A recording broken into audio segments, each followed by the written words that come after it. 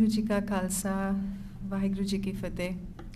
On behalf of Mata Tripta Gurukar and Nath Pragas USA, I'd like to welcome you all to the 11th meet of Sikh Women Book Club.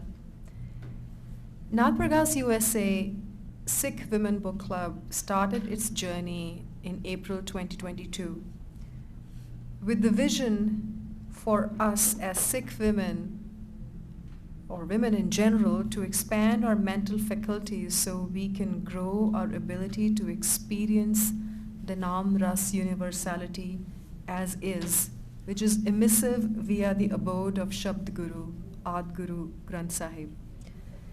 As we look back over the last 8 months, it gives me immense satisfaction to note that the members of the club who have presented the book review talks, the audiences who have from far and close heard those talks, as well as the family members and friends who have seen their loved ones prepare for those talks, have all at some conscious or subconscious level experienced and realized the significance of efforts which are associated with reading eminent texts. By eminent texts, I'd like to quickly recollect the names of the books that we as a sorority, we as a sisterhood have read over the past 8 months. The Book of Mirdad, Kathupnishad, Toto Chan, The Prophet, Spirit-Born People, 10 Bulls, 10 Masters, The 7 Baskets of Prose, Jonathan Livingston Seagull, Sundari, Diwane Shams Tabrizi, Diwane Goya, Ashtavakra Gita, Jeevan Ki Hai, which is an excerpt from Lehran Tihar, Nargis, Old Man and the Sea, Old Path and White Clouds, Tao Te Ching, Religion of Man, Conference of Birds, Creative Unity, The Tao of Physics, The Analects, Weavers of Wisdom, Saint Joan, Gitanjali, The Alchemist, Sacred Seed, Song of Myself. You see, we've covered a rich spectrum of eminent texts that have existed across different cultures and different times. Nath Pragas as an organization is dedicated to the pursuit of fostering sub-tradition by inspiring, living, and blossoming experiences. You see, the act of reading texts helps us obtain access to those mental realms that emanate from 2 sources. The first source is the particularity of the higher experiences in the context of various philosophical and cultural traditions of the world. And the second source is the commonality across such traditions, which contributes to fostering the bedrock of the collective wisdom of the human civilization. Let us now, in our last meet of 2022, receive the book reviews on these texts. First, we will have Ankita Sethi's presentation on Spirit of Oriental Poetry. We will then have Gagan Kaur's presentation on the book Who Am I? And at the end, we'll have a presentation on the book Mysticism by Evelyn Underhill. And that will be presented by myself. With that, I'd like for our team member here to play the video recording that Ankita Sethi has sent for the book Spirit of Oriental Poetry.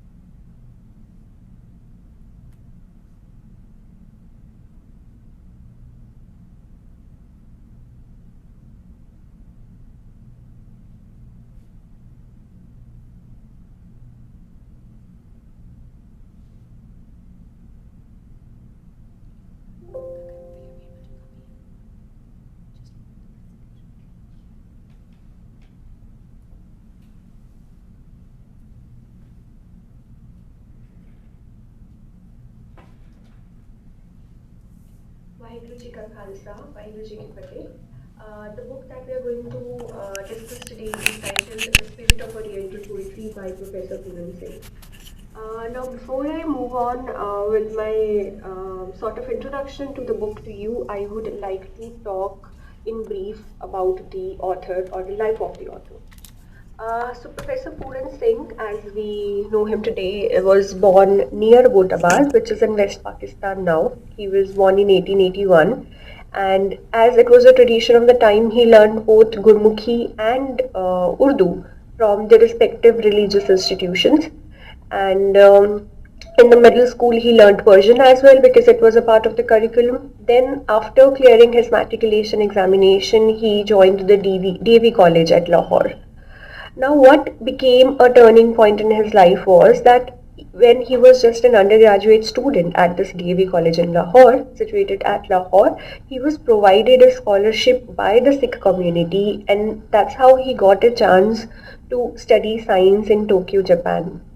So his stay in Japan, proved as the formative years of his life, as he was highly influenced by Japanese way of life, as well as Buddhism. It was in Japan only that he was swayed by this art historian Kakuzo Okakura, and he also, when he read the poetry of Walt Whitman, that also added confidence in him, to his character while he was staying in a foreign land.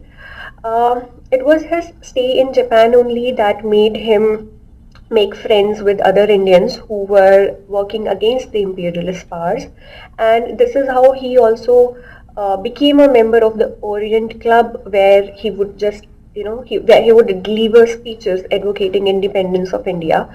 And not just that, he even started a journal in English, a nationalist journal in English, which was called the Thundering Dawn. Now, when we talk about the time or the formative years of Professor Puran Singh, the beginning of 20th century was, of course, the time of the nationalist fervor, but it was also the time when Indian spirituality was also making an impression on the West, pioneered by Swami Vivekananda. So, among those who followed Swami Vivekananda was also Swami Ram Tirath.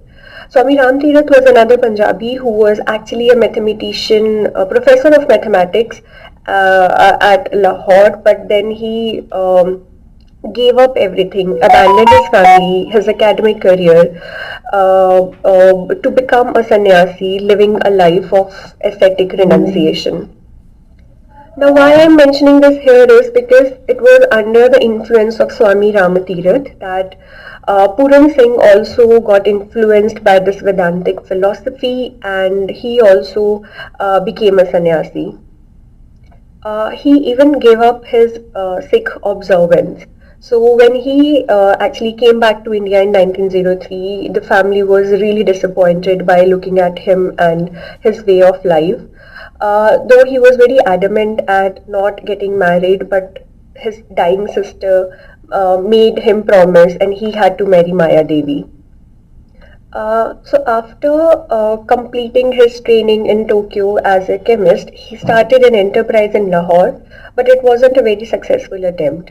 He was employed in the Imperial Institute of Forestry in Dehradun after that, where he specialized in the extraction of oils and other substances from the trees. It was his position at this Institute of Forestry which earned him the title of professor as we know him today. In 1912, another turning point of his life was when, at a Sikh Congress held in Sialkot, Puran Singh came in close contact with older contemporary Bhai Veer Singh, and it was under the profound influence of Bhai Veer Singh that this altered his spiritual direction, and he returned to the Sikh observance. So, though he took early retirement from the Forestry Institute after a series of disputes with the officials, but then he continued undertaking his literary activities until his premature death because of tuberculosis in 1931. So these were some of the incidents from the life of the author Professor Puran Singh, a scientist, a philosopher, a poet. Now I will begin with my understanding of the book. Published in 1926, sorry, the book sets out the poetic philosophy of Professor Puran Singh, drawing upon his wide reading in a wide variety of languages, including Sanskrit, Persian, Hindi, Urdu, Punjabi, as well as other writings which he knew through English. So, written through the motive of comparative literature and criticism, the book, through his effortless yet very influential, very powerful language, it talks about the literary traditions around the world. So, as Navjot Kaur states in one of our articles, she says he was probably just searching for Oriental seeds in the Occidental soil. So, I would like to quote from the preface here, where Puran Singh himself writes that this little book is a slender account of my journeys in search of his footprints. So, in very simple words, we can say that the book is a sum total of all the meanderings of Professor Puran Singh, the amalgamation of all the factors that influenced his formative years. So, again, it's actually he lays forth a synthesis of what a poet and his creation should be like. So he emphasizes upon the capacity of a poet, and does the responsibilities that come along as a poet is no ordinary man, rather a prophet or a messenger of God. He says, I quote here from the book, the miracles and the miraculous accompany the poet like a shadow. The poet has the whole abundance of heaven at his back, and his will is the will of God. If the poet's ecstasy is no cure for the suffering of man, nothing else can be. So these miraculous powers of the poet are not acquired, but according to Puran Singh, they come naturally to him, and as naturally as light, as natural as light is to the sun. So thus, by employing divinity in the poet, he emphasizes upon the fact that literature in general and poetry in particular must liberate human beings. So his idea of poetry is also very liberating in itself, where he says poetry is a perennial stream that flows out of the fountain of life. And thus, such writings, such compositions do not only elevate just the composers, but they also elevate the listeners or the readers as well. So, again, he says, in continuation with this, he says that fixing our attention on them is the most practical way of discovering our own soul. So, this is the primary task of poetry, that it should elevate human beings. And on the contrary, he says, whatever weighs down the inner self and seeks to imprison it in illusion is foreign to the spirit of the poetry. It is irreligious. True poetry must set us free. So, it is the recognition and the attainment of the divine within one's soul that liberates the human spirit. So, this is the major argument of the first part or the first chapter of the book, where he talks about the divine poet. In the second part of the book, Puran Singh actually calls the poet of the East as a bhakt, or the disciple of the divine, who can liberate others through his writings. So he says the disciple's eye is love dyed, and it is this love dyed eye that sees everything with the ever fresh, ever new passion that says all is divine. And in this particular section of the book, he gives numerous references from the lives of the bhakts or the disciples, including Maulana Jalaluddin Rumi, Guru Har Rai, Bulle Shah, Sudama, the devotee of Lord Krishna, etc. So what makes the book a very interesting read is actually a lot of, he has used not just references, his critical arguments about the writings, but anecdotes as well to substantiate what he's trying to put forth for his readers, right? So this is one of the references where he, talks about the act of Lord Ram taking the already tasted berries from the outcast Bhilni. So there is this like all of you must be aware of this fact that how Bhilni, an outcast, the devotee or the disciple of Lord Ram, she just as an act of utter devotion, because she wanted to serve only the best and the sweet berries to her Lord, she tasted the berries first and then reserved the sweet berries. Um, of course, not knowing or staying ignorant of the fact that while doing this, she is actually going to serve the already tasted or the dry berries to the Lord. But she did this and she waited for several years. According to Puran Singh, he actually says that each berry is not, it's actually a work of art and each a thing of soul and love. So Lord Rama disdained the hospitality of the saints and he preferred eating Bhilni's offerings. So Puran Singh actually is trying to say that he is talking about Oriental literature, and when he says the presence of such men becomes the religion of the Oriental. So it is actually the art of doing, which is it is actually the art of being, which is more than art of doing. So art of doing is small, but the art of being is all. This is what Puran Singh says. In the next part of the book, which is the third chapter, which is titled as Bhakt See Things, it is actually divided into four parts, where he talks about the poets of the West, the poetry of Japan, the poetry of Persia, and last but not the least, the poetry of India. So, in this particular chapter, he critiques actually the poets of the West, and thus keeping the poets of the West with the poets of the East or the Oriental poets. He gives his argument. He says, I would like to quote here: "Such are our heaven-souled poets, while others mere uh, poetester are but word." So, painters, artists, singers, or dancers, he says they may have touched the water of life and drunk of the fountain, but they are not themselves fountain. So, to us, the saving of the life giving word of the God, the Logos itself, is poetry. He says, "Give me the Bible, I have no need of your yonder trash." So what makes the work or the book remarkable is that Puran Singh has commented upon, or I should rather say, critiqued almost every poet from the East as well as the West. When we talk about the poets of the West, he has commented upon everyone from Carlyle to Whitman, from Goethe to Dante.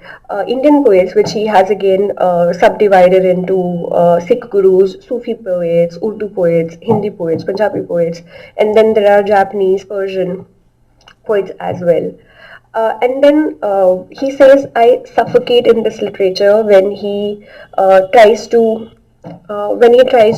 set parameters for evaluating what poetry should be, and then he finds out that most of the poets, they actually fail at meeting these parameters.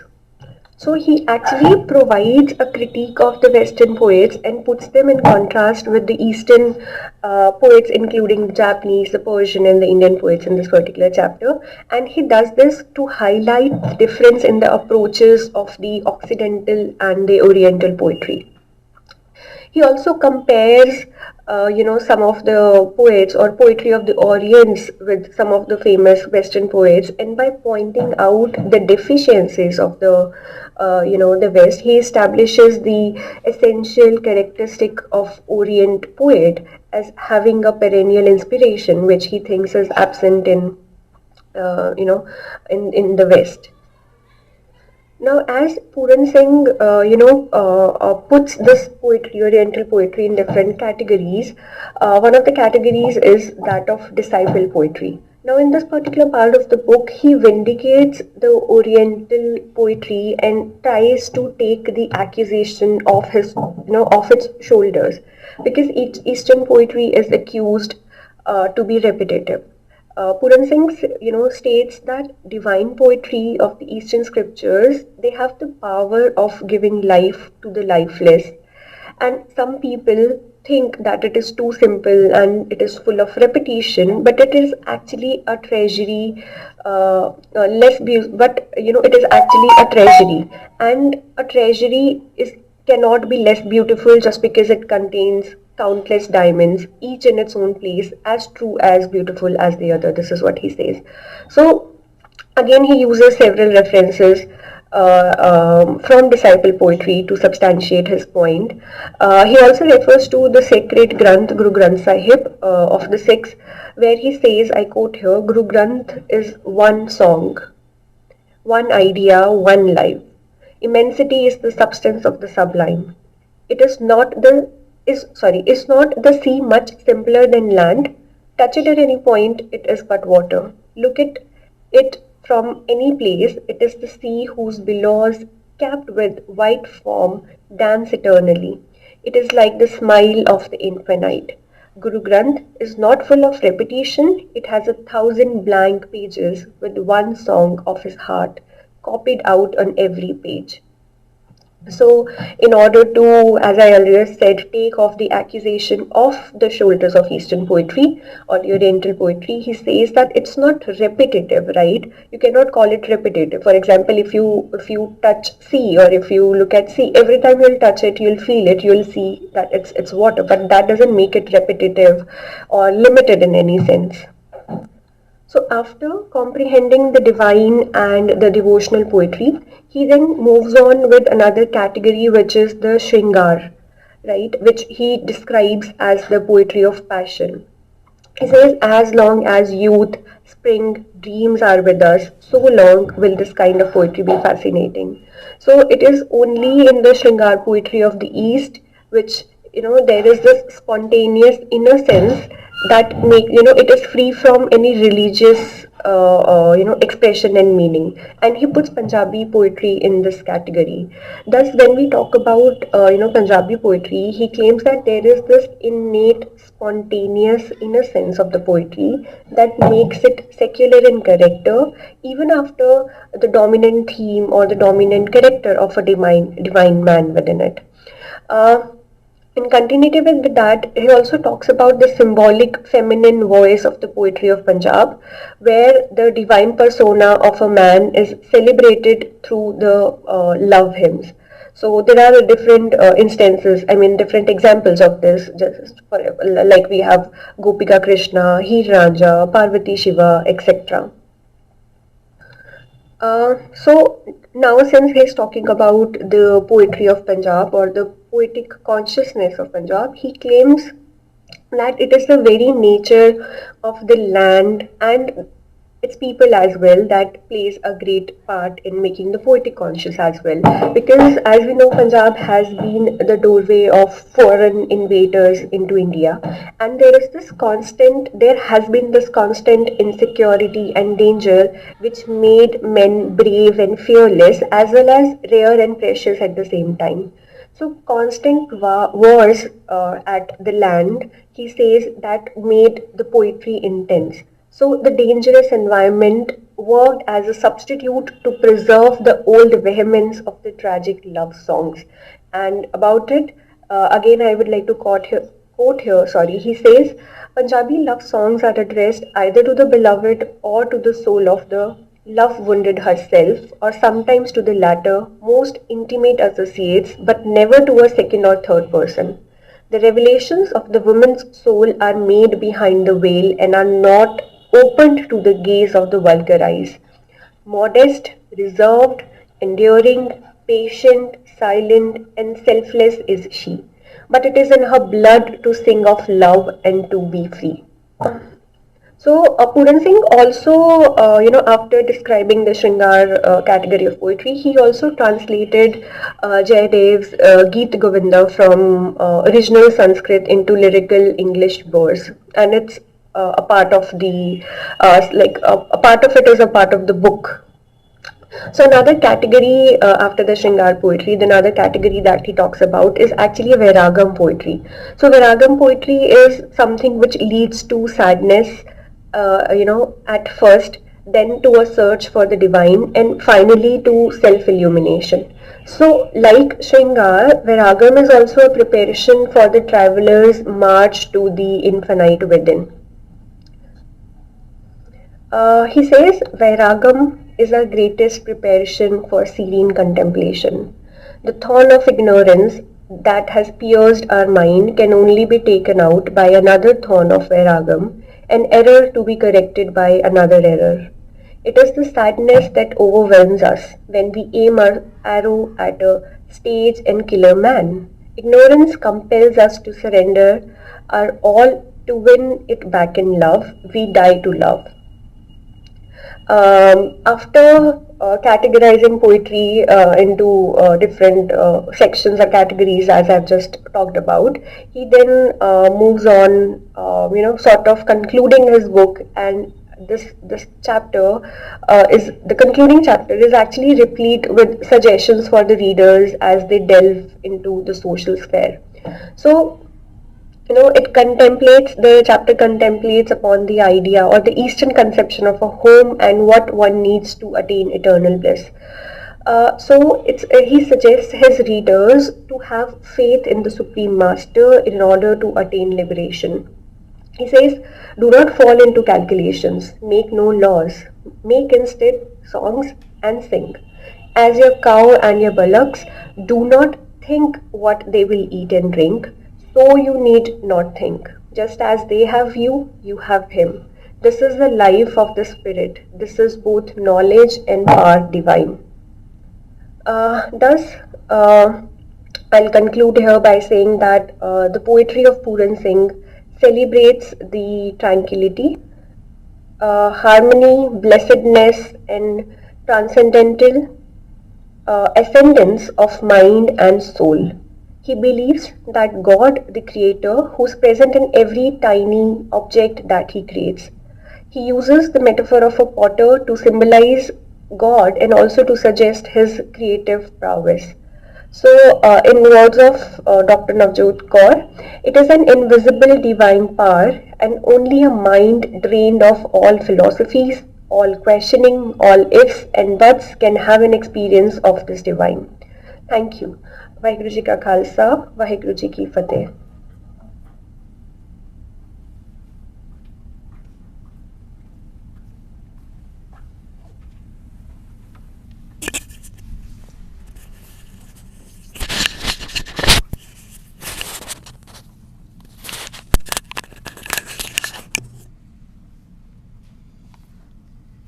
We're extremely grateful to Ankita Sethi for preparing this book talk, researching on the content with wholeheartedness.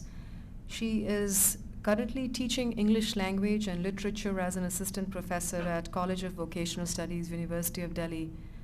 She earned a doctorate from the Department of Modern Indian Languages and Literary Studies from University of Delhi in comparative Indian literature, and her research work was based on the oral narratives in the context of the Punjab crisis of 1980s.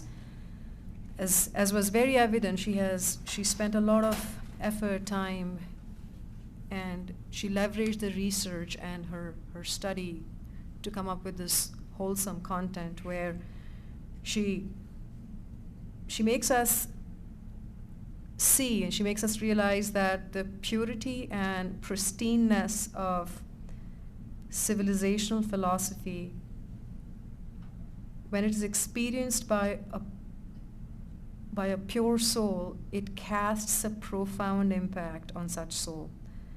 And Professor Puran Singh is a live testimonial of that. The purity and pristineness of Buddhism and Vedantism casted a significant impression on his soul, and under the touch of Bhai Veer Singh, he came into the realm of Shabd philosophy and Namras universality. What we see is that, he melds not only the Namras experiencing of Oriental cultures into a cohesive smooth, but also freely and boldly accesses the Namras universality that has been experienced in Western poetry. And Ankita beautifully summed it up when she basically narrated, towards the end, the different types of Oriental poetry that Professor Puran Singh delves into. He absolved the accusation that disciple poetry, which is a type of Oriental poetry, has some sort of banality and repetition associated with it. And there is beauty in repetition, because when we repeat someone's name or someone's christening, it's pure, deep love that's causing that repetitiveness. And repetitiveness in and of itself is the true mark of the disciple spirit. And Professor Puran Singh's poetry helps us see that. Ankita mentioned that Shingar poetry, feminine poetry, Vairagam poetry are not just the pining of a beloved for the one who's loved, but in fact these types of poetry, they elevate the beloved and the one who's loved to a soul who's pinging for the soul, and there's convertibility that happens between both. So poetry is a very intense, it's a very intense enabler of catapulting one's stationing at a realm of consciousness into the next realm of consciousness. Again, I'd like to thank Ankita for the efforts she spent on presenting her book review. Our second speaker for today is Gagan Kaur. A few words about Gagan Kaur. Gagan is one of the members of the book club here who have an extreme blessedness from heavens, for she is always pining for the name of the Guru, of the Shabad Guru. And she's in a state of meditation at all points in time. I've known her for the past 2 years, and every time I go near her, there is that divine radiation that emanates from her through the blessing of the true Guru. It's an honor for us to have Gagan present to us the book talk on Who Am I, which is one of the masterpiece works which was inked by Maharishi Ramana in early 1900s. Gagan? Would you like me to give you the mic here? I think it's good if we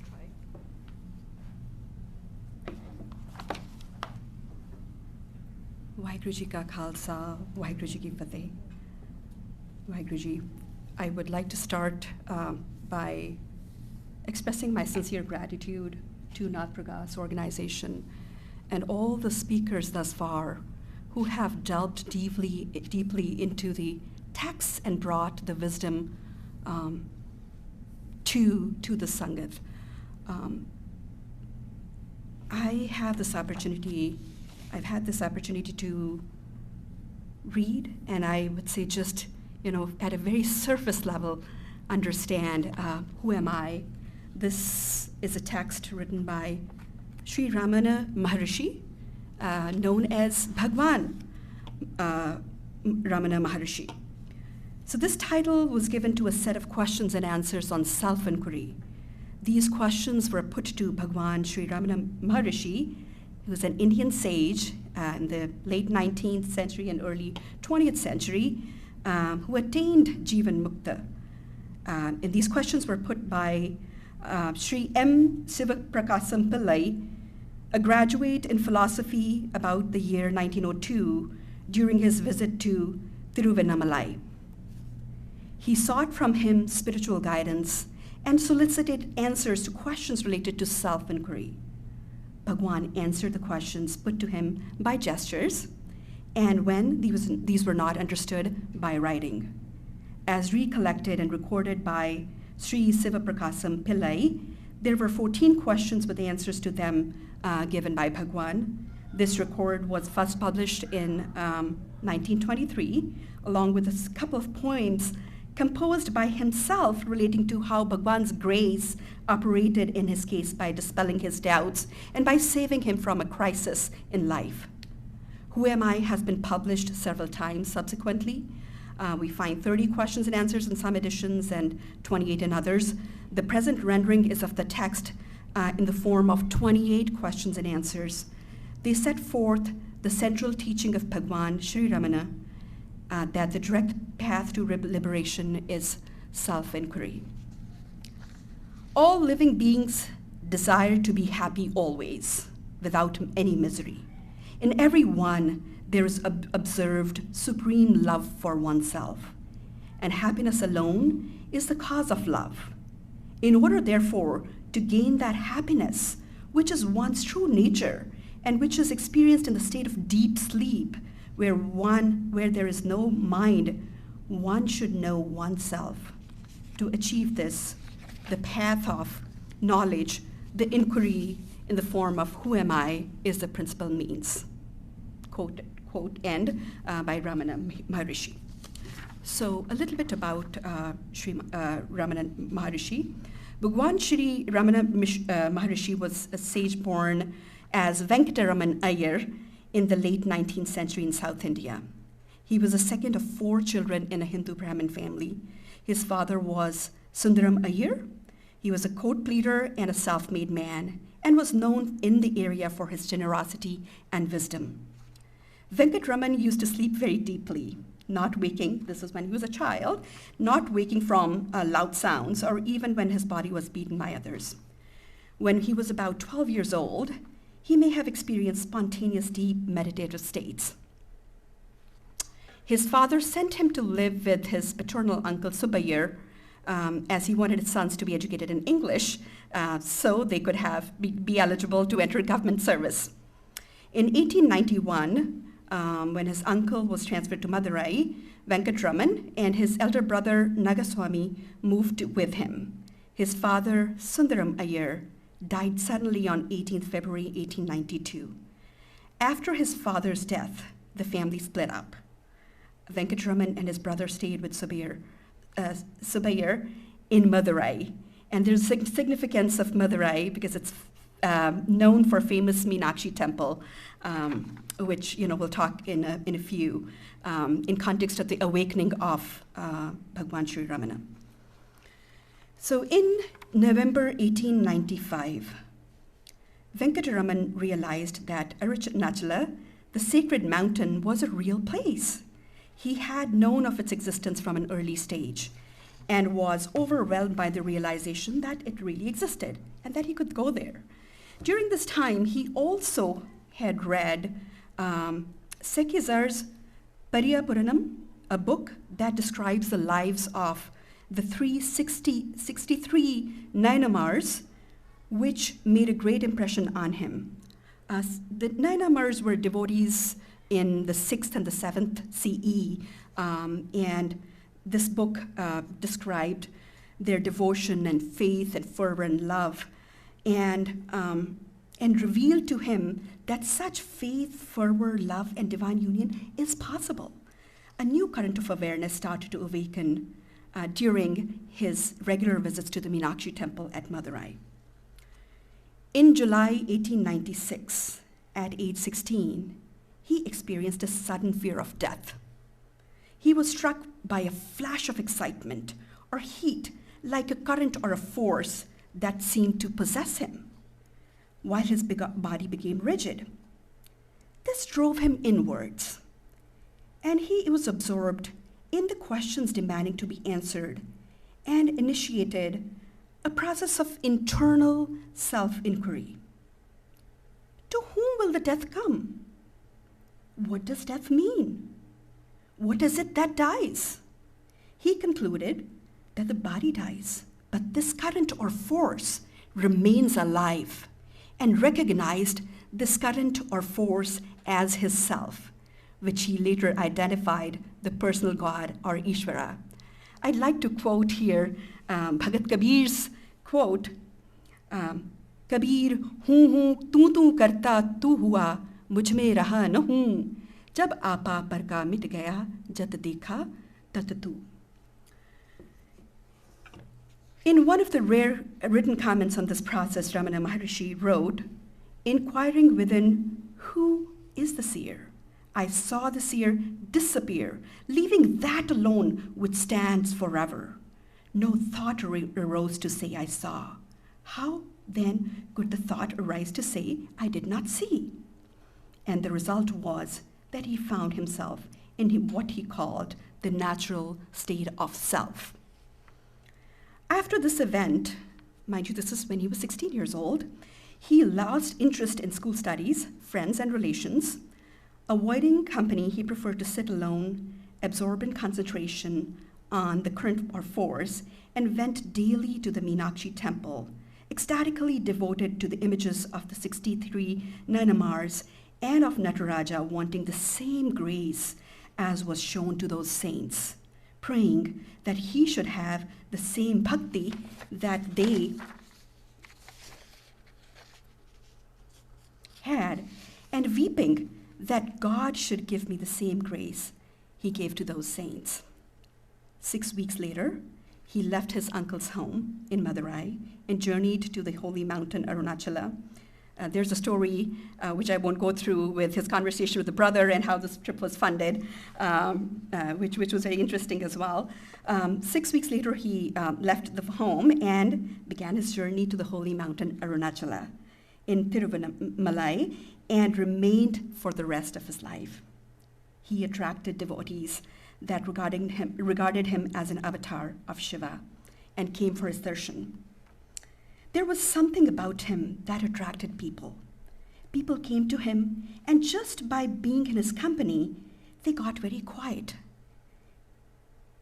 He had this innate capacity to make people quiet, peaceful, and happy simply by sitting in his presence. From the age 16, he was in the state of complete connection with the self 24 hours. So now we'll go into into his teachings, and Ramana Maharishi approved of many paths and practices, but he recommended that self-inquiry as the principal means to remove ignorance and abide in self-awareness, together with bhakti, devotion or surrender to the self. So what is self-inquiry? Self-inquiry is the constant attention to the inner awareness of I, or I am, recommended by Ramana Maharishi as the most efficient and direct way to liberation. The particular mode in which inquiry is to be conducted is set forth in Naniyar, which is the original Tamil version of this book, Who Am I? When the inquiry, Who am I, is persistently pursued, all other thoughts get destroyed. So the mind consists of thoughts, as we all know, is always wandering. The I thought, which is the first to arise in mind, then the inquiry, who am I, is persistently pursued, all other thoughts get destroyed. And finally, the I thought itself vanishes, leaving the supreme non-dual self alone. The false identification of the self with the phenomena of non-self, such as the body and the mind, thus ends, and there is elimination and enlightenment. The process of inquiry, of course, is not an easy one. As one inquires, who am I?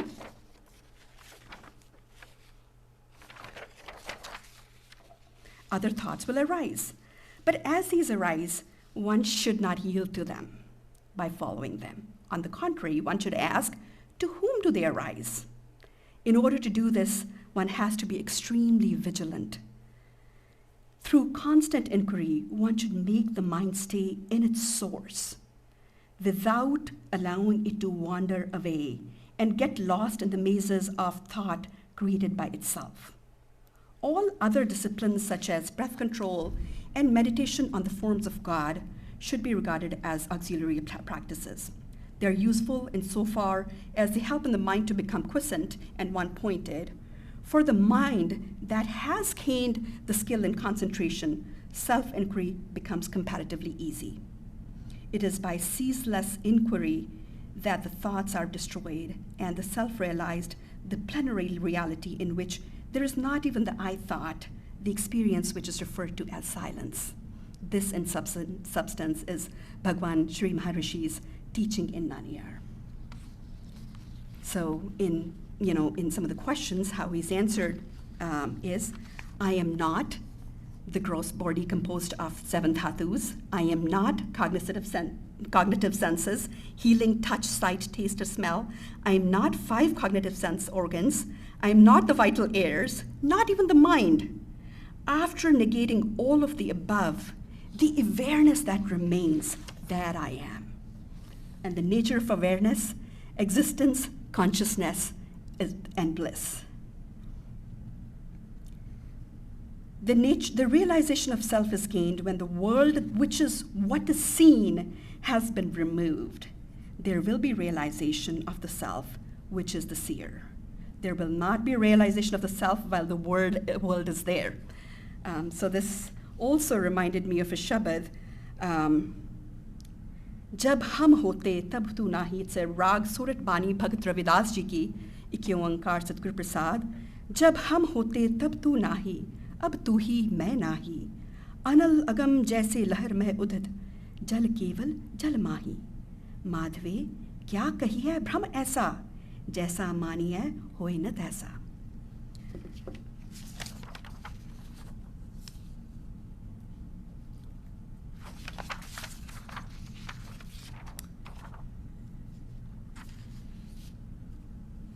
Bhagwan Maharishi also provided an example by his own devotion to Shiva, which has been extensively described by his devotees, such as walks around Holy Hill Arunachala, in which devotees participated, and his hymns to Arunachala.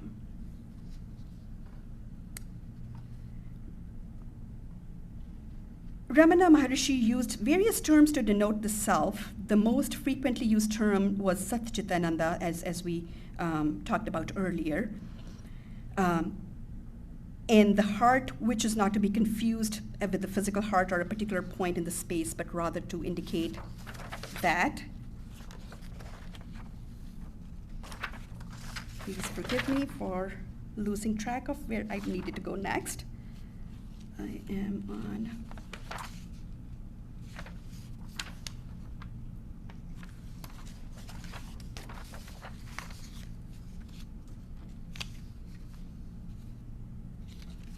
Sorry, Vaiguruji.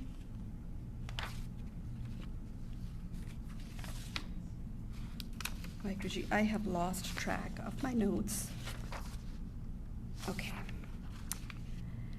Ramana Maharishi's main means of instruction to his devotees in order to remove ignorance and abide in self-awareness was through silently sitting together with his visitors, using words only sparingly. Commenting upon his silence, Ramana Maharishi said, "Silence is the true Upadesa. It is the most perfect Upadesa. It is suited only for the most advanced seeker. The others are unable to draw full inspiration from it. Therefore, they require words to explain the truth. But truth is beyond words.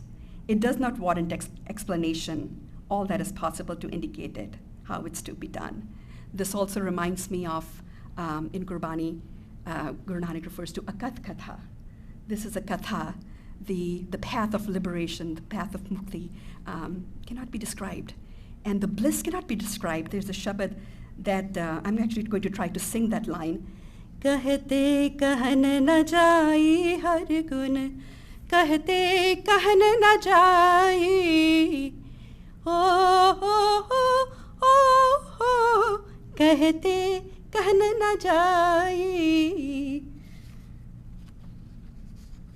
So this is the path of bhakti. Although he advocated self-inquiry as the fastest means to realization, he also recommended the path of bhakti and self-surrender to one's deity. Concurrently, or as an adequate alternative, which would ultimately converge with the path of self-inquiry. Surrender has to be complete and desireless, without any expectations of solutions or rewards, or even liberation. It is a willingness to accept whatever happens. Surrender is not the willful act of an individual self, but the growing awareness that there is no individual self to surrender. Practice is aimed at the removal of ignorance, not at the attainment of realization. With this, I would like to just again, wrap my review here, saying that this review is incomplete. I wish to continue to this discovery of these questions. And there's one question that particularly really resonated with me, which I'm going to actually share the answer for, and then we'll be wrapping up the presentation. The question is about who is the real devotee? Of the devotees, who is the greatest? He who gives himself up to the self, that is God, is the most excellent devotee. Giving oneself up to God means remaining constantly in the self without giving room for the rise of any thoughts other than that of self. Whatever burdens are thrown on God, he bears them. Since the supreme power of God makes all things move, why should we, without submitting ourselves to it, constantly worry ourselves with thoughts as to what should be done and how, and what should not be done and how not? We know that the train carries all loads, so after getting on it, why should we carry our small luggage on our head to our discomfort instead of putting it down in the train and feeling at ease? Vaheguru Ji Ka Khalsa, Vaheguru Ji Ki Fateh. Pulchuk maaf karna. This book was designated, and it was actually yesterday I realized that there was a much larger version of this book, which was 139 pages, that I discovered in the links from Harjot that it was just too late yesterday. So this is an incomplete book review, so please forgive all my mistakes. Vaheguru Ji Ka Khalsa, Vaheguru Ji Ki Fateh, Pulchuk maaf karna.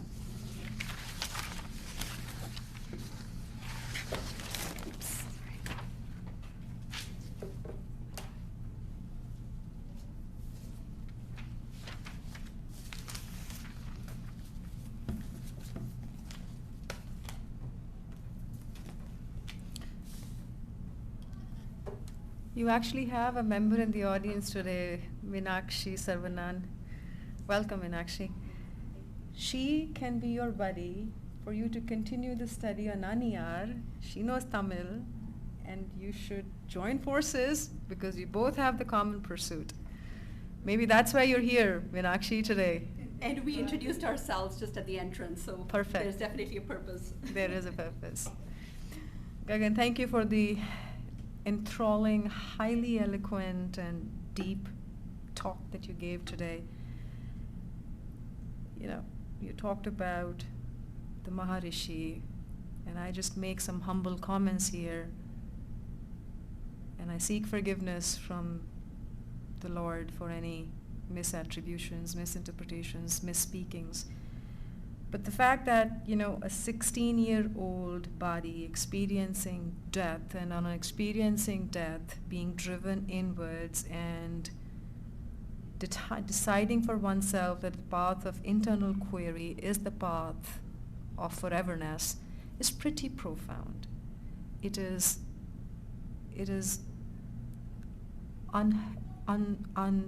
not common. It's atypical, and it comes from some very high realms of consciousness, this realization that self-inquiry, internal inquiry is the path of foreverness. And when Maharishi says that he's not 5 cognitive senses, he's not the mind, he's not anything that can be perceived by the 5 senses, and when we keep questioning ourselves on who we are and keep negating, this is not who we are, this is not who we are, and we keep through that circle forever, and whatever that remains at the end, actually being our definition of who we are. Such a profound lesson. It intrigues me to note that these lessons were given not through words to the seeker, that many of these answers were given by the Maharishi via gestures. So again, a profound insight there that learning doesn't come through what's spoken. Learning doesn't come through what's seen. Learning comes through many different sources. And Maharishi says that the path of self-inquiry, constant attention towards oneself, actually helps eliminate the duality, and then also devotion and surrender without any conditions is the other pathway. to transcendence and eliminating duality. The book is pretty significant, and I encourage us all, including myself, to have the honor of picking this book up and experiencing for ourselves, and then maybe we should come together as a sisterhood and discuss this further. Meenakshi, we look to you to give us the real Tamil version and the real Tamil experiencing through the word, through the Nanayar book. I think this is an inspiration to start my work on it. Thank you. All right. We are now at the end of today's session. The third book review, the final book review for today, is going to be on the book Mysticism, a study in the nature and development of spiritual consciousness. It's a book by the famous professor, the famous teacher, Evelyn Underhill. So Evelyn Underhill was one of the premier authors on mysticism on the 20th century. She was born in Wolverhampton in England in 1875 to barrister Sir Arthur Underhill and his wife. Evelyn was educated at home at King's College for Women. In 1907, she married Hubert Stuart Moore, who was also a barrister, and in the same year, she underwent an experience of conversion to Christianity. And much of the rest of her life, it became a quest for her to find the meaning of her early religious experiences. She moved from being a Neoplatonist to being a theist to then being a Christocentric Christian. This first book resulted from her interest in her religious experiences. She wanted to inscribe them because she believed that the process of inscription deepened her experiencing. So she penned her experiencing in the book Mysticism, a study in the nature and development of spiritual consciousness. And to this date, from 1911 when it was published, to this date it remains a classic in this field. And she was fond of quoting Saint Teresa, saying that to give our Lord a perfect service, Martha and Mary must combine. And there is,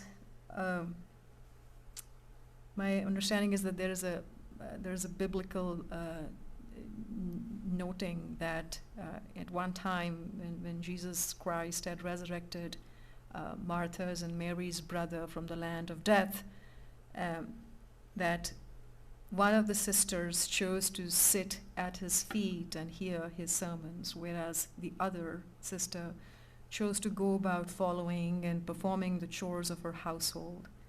And that's when the Lord says that to the sister who sits at her feet, he gives her example to the sister who's running around the chores and says, when the time comes, oh sister, be the other sister, be the one who's sitting at the Lord's feet and getting the revelation.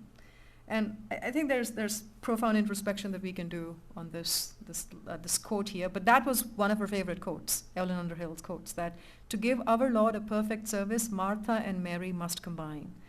Her mornings were given to writing and her afternoons to visiting the poor and to the direction of souls. In 1924, she began to conduct retreats, and a number of her books consist of these conferences. She had a vivid, lively personality with a keen sense of humor and great lightness of touch. In her dealings with people, and especially with her pupils, she was always a little shy, having a great hatred, as she said, of pushing souls about. This love of souls, coupled with determination to help them to grow at God's pace and not at their own or hers, won her the love and trust of all who went to her for help. Evelyn Underhill died at Hampstead on June 15th, 1941. We'll now delve into this seminal book about the work. There are two parts of this book. The part one explains how mysticism relates to psychology, theology, symbolism, vitalism, and magic. And the part two of the book explores awakening and the purification and illumination of the self, and looks at some of the manifestations of the mystical path, such as voices, visions, ecstasy, and the dark night of the soul. The part one is labeled as the mystic fact. Part two is labeled as the mystic way. So there are certain facts of being a mystic. Who is a mystic? this section is going to talk about that. And the mystic way is how the mystic leads his life. How does the mystic walks the path of mysticism? The part 2 expounds on that. So let's take a deep dive into the part 1, which is the mystic path, mystic fact. Before we do that, I want to talk a little bit about William James. William James was an American philosopher, historian, and psychologist, and the first educator to offer a psychology course in the United States. James is considered to be a leading thinker of the late 19th century, one of the most influential philosophers of the United States, and the father of American psychology. William James is attributed to giving 4 marks which define the mystical state. According to James, these 4 marks of having a mystical state are those of ineffability, meaning a mystical experience is not describable. Second, noetic quality. Noeticism is the experience that brings knowledge and understanding. Transiency, which is that the mystic experience is temporary. It does not continue to live on. It's temporary. And the fourth is passivity, meaning the experiencing of mysticism is not in control. It dawns on you. It's not in control. Now, in the chapter, The Characteristics of Mysticism, Underhill actually gives her own marks, 4 marks of the mystical state. She says that mystical is actually active and practical. She says it is the art of establishing a conscious relation with the absolute, and it is an organic process in which the entire self remakes itself under the guidance of reality, and which culminates in the perfect consummation of the love of God. Underhill disagrees strongly with commentators who contend that mysticism is nothing more than an opinion, that it's nothing more than a philosophy and pursuit of some occult knowledge or a comfortable basking in the beams of uncreated light. In her view, it is the most complete and difficult expression of life which is as yet possible to man. Secondly, she characterizes mysticism as wholly transcendental and spiritual.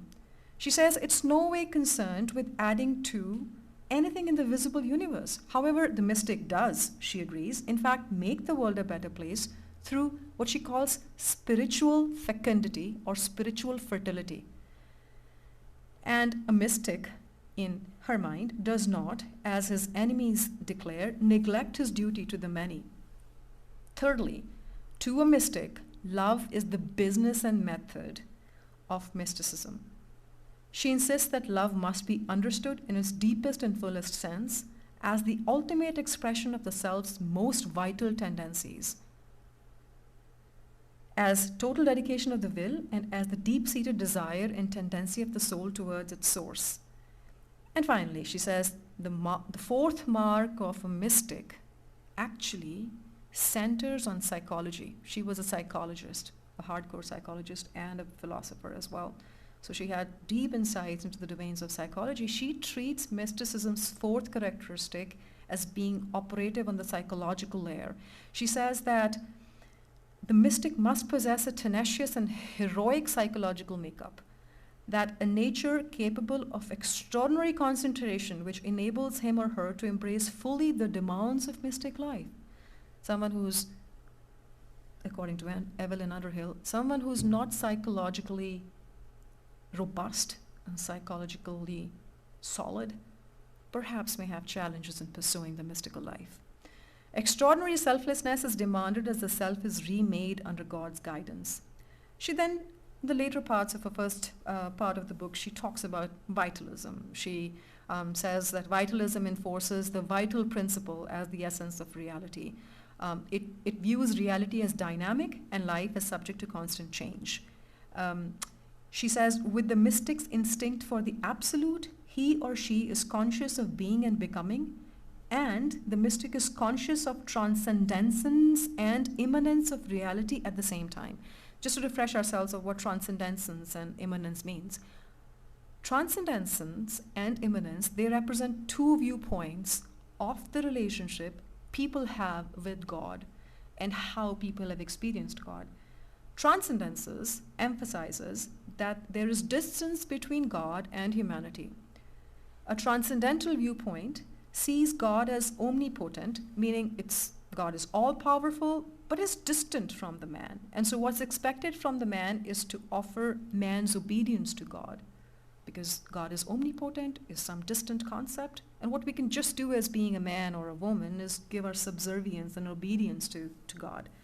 Immanence, however, focuses on the union between God and humanity.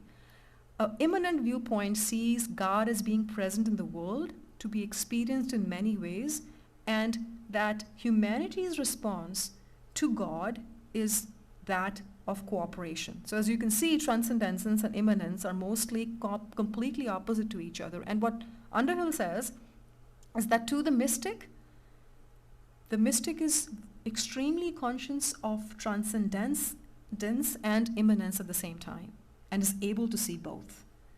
That's a unique experiencing and a unique learning of a mystic.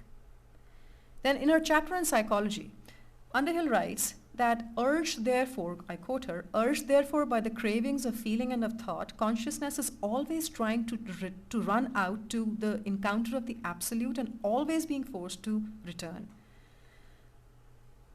She contends that mystic's vocation is to plunge below the normal surface consciousness, to awaken what the classical mystics have called the group or the spark or the marrow of the soul, contradicting the notion that mystical consciousness is explained as the disease of hysteria with its astounding variety of mental symptoms, its strange power of disintegrating, rearranging and enhancing the elements of consciousness. She underlines that a mobile threshold of consciousness may make a man either a genius or a lunatic or a saint. But she basically says that it's up to the psychology of the man to perceive the mobile threshold of consciousness as what the man is. Perceiving that, receiving that may make the person a genius, a lunatic, or a saint. She attributes mysticism a lot to the psychological aspect of one's mind. There's a chapter on theology, and she talks about, she elucidates how mystics tend to express their transcendental life in terms of theories, either of emanation or of immanence. They emphasize too that the goal of the mystical quest is uncreated light, life, love, and a participation in the mysteries of the Trinity and the Incarnation. She is a Christian mystic, as is evident. So she talks about the expectation of a mystic to participate in the mysteries of the Trinity and the Incarnation. As we may know, Trinity in the Tristine doctrine is, it talks about the unity of Father, Son, and the Holy Spirit as three persons in one Godhead. The doctrine of Trinity is considered to be one of the central Christian affirmations about the God. The incarnation of the Son is of the Son only, but it is the work of the whole Trinity. The Father, the Son, and the Holy Spirit actually led to the incarnation of the Son, Jesus Christ. That's what Christians believe. Now, contrary to common and erroneous opinion, Underhill makes it clear that mystic is neither a spiritual anarchist nor a heretic.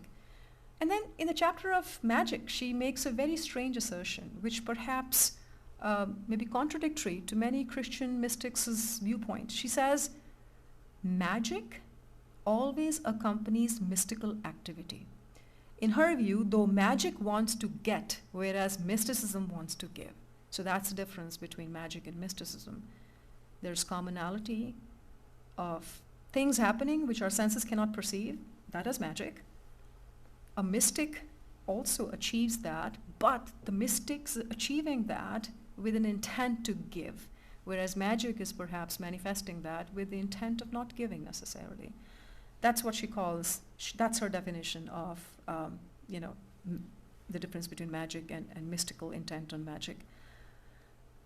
So that was, very, very brief call-outs from the part one of this chapter, of this book, I'm sorry. The part two, let's go into that, is the mystic way, part two of mysticism. Now, this remains to this day one of this part in itself, and someone who has a very important voice on the realm, on the study of mysticism, says that this second part of this book, The Mystic Way, remains to this day one of the best summaries that exist of the stages of mystical ascent.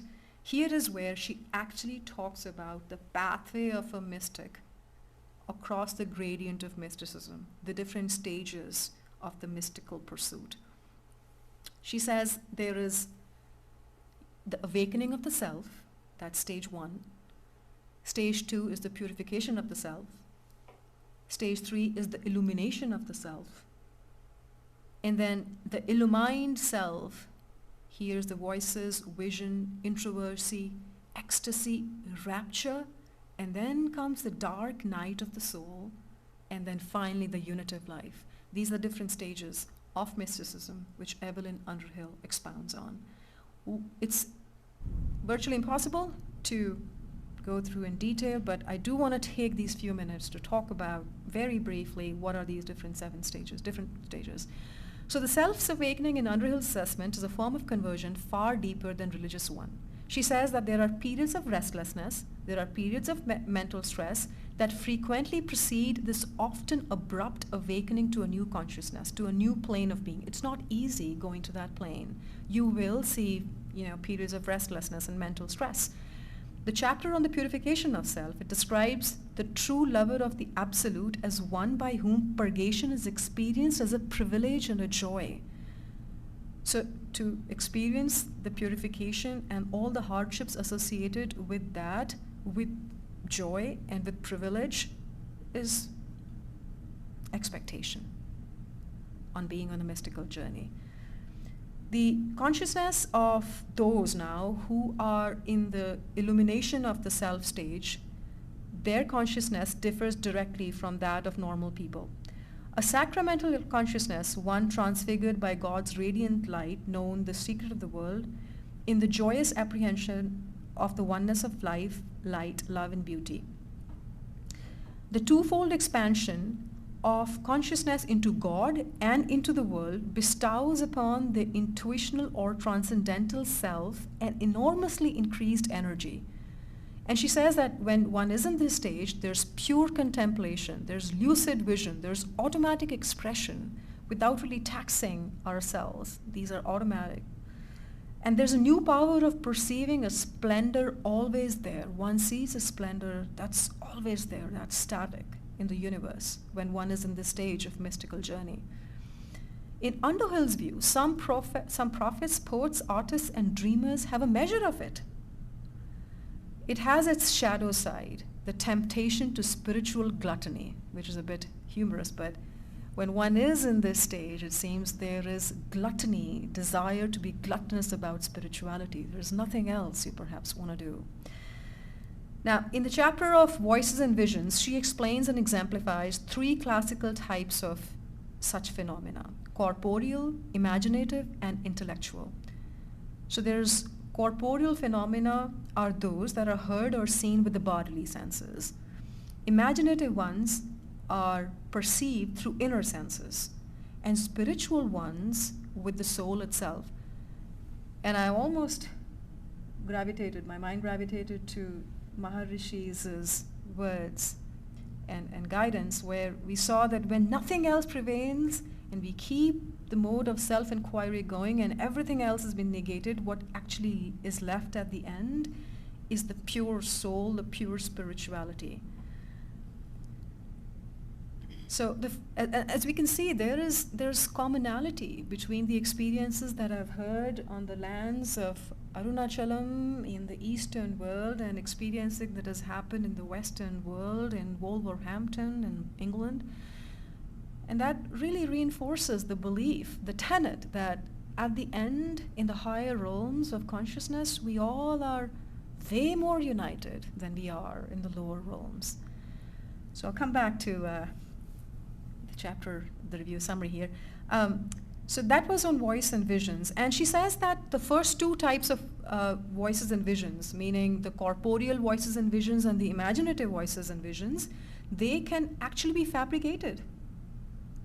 And there's duality between the demon and the self in Christianity. So mind it, this is Christian mystic view speaking. She says that the first 2 types can be fabricated by the self and even by the demonic.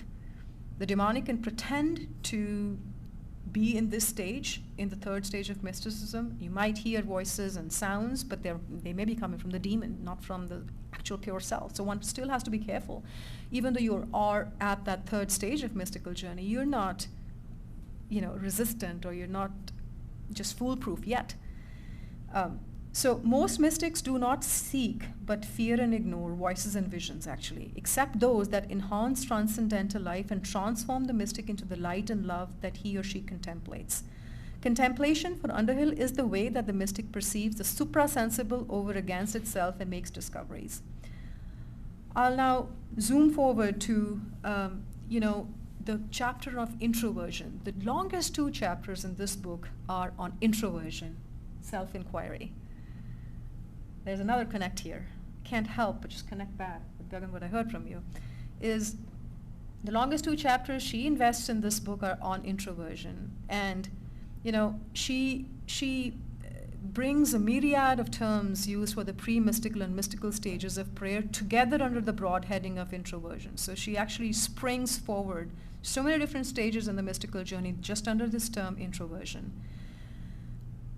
This is a big chapter, and I've written a lot about it, but I also want to be sensitive of time. So I'll implore that for those of us who are interested in reading this book, they spend special time reading the chapters on introversion. Then when we move from introversion to the next stage of ecstasy and rapture, Underhill shows how these experiences differ dramatically both in their physical and psychical manifestations. She insists that one cannot equate the mystical and the ecstatic, because contemplation can be controlled to a large extent by the will. It should not be confused with the total involuntary and absolutely irresistible experiences of ecstasy and rapture. She contends that all mystics agree on 2 points. What are those 2 points? One is that during contemplation, they refuse to give the external world any attention. But in ecstasy and rapture, they are incapable of giving any attention. Even if they wanted to, there is no wanting, there is no will, there's no will acting in this stage of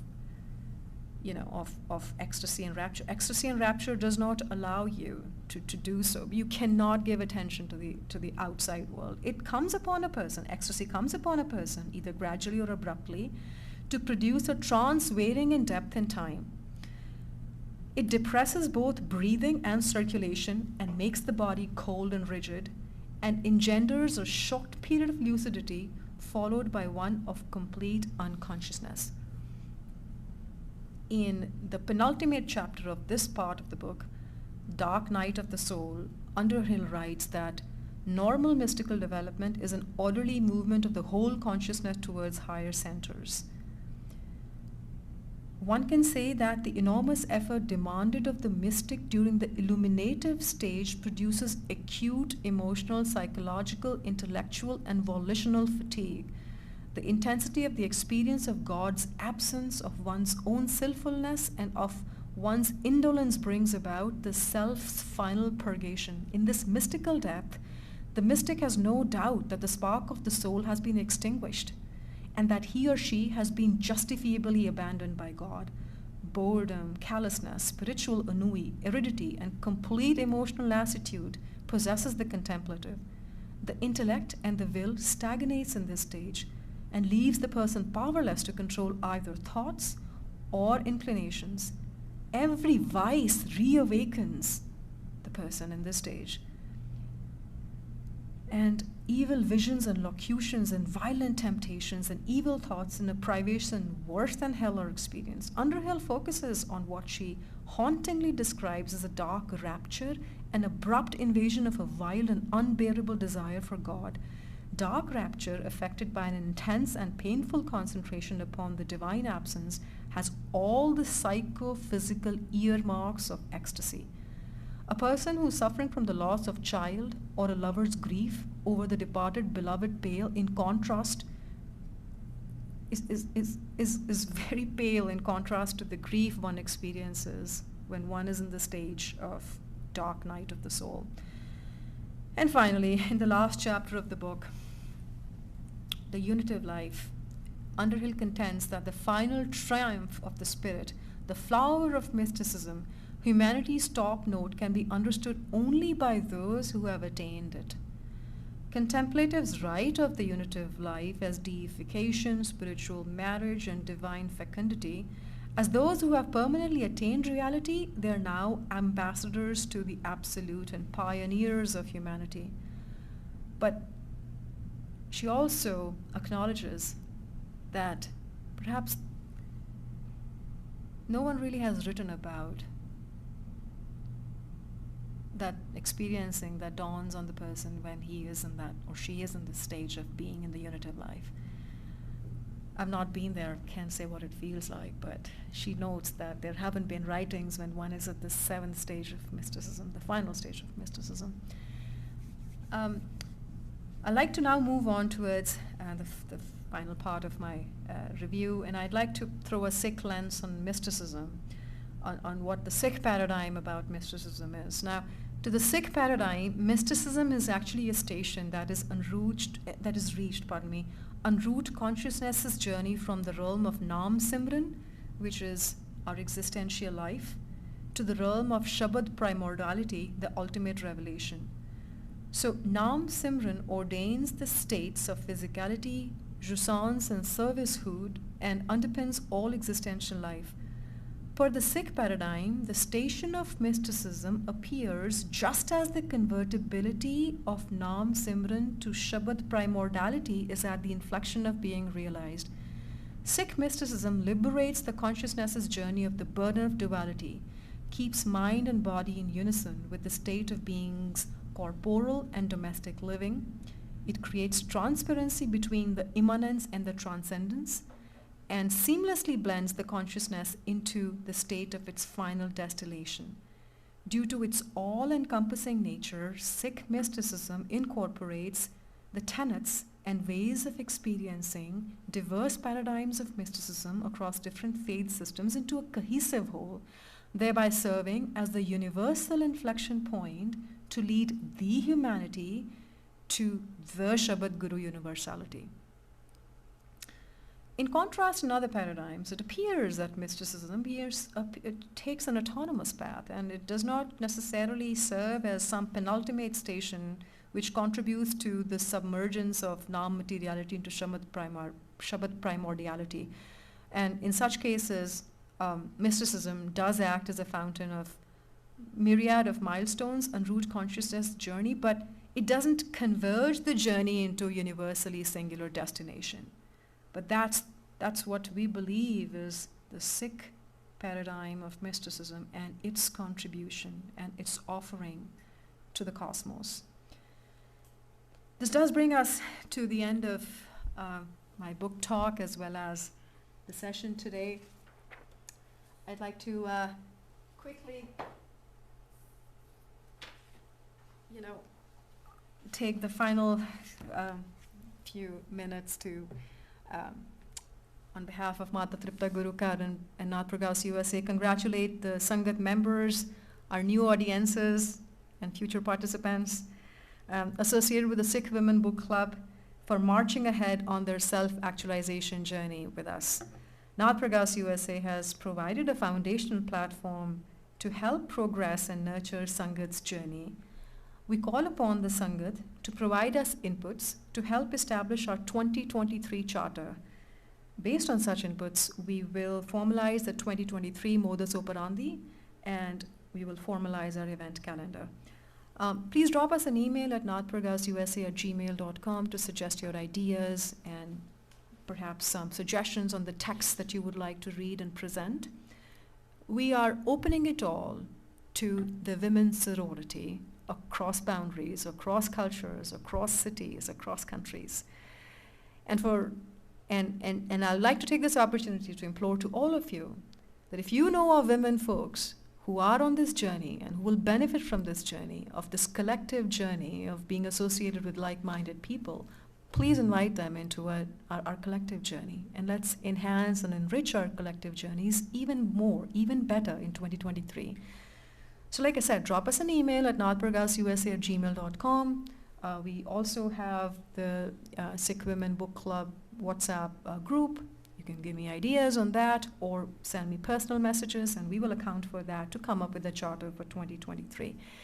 Once again, thank you so much for being here, and onwards to 2023 for a more solid and a rewarding growth. Vaheguru Ji Ka Khalsa, Vaheguru Ji Ki Fateh.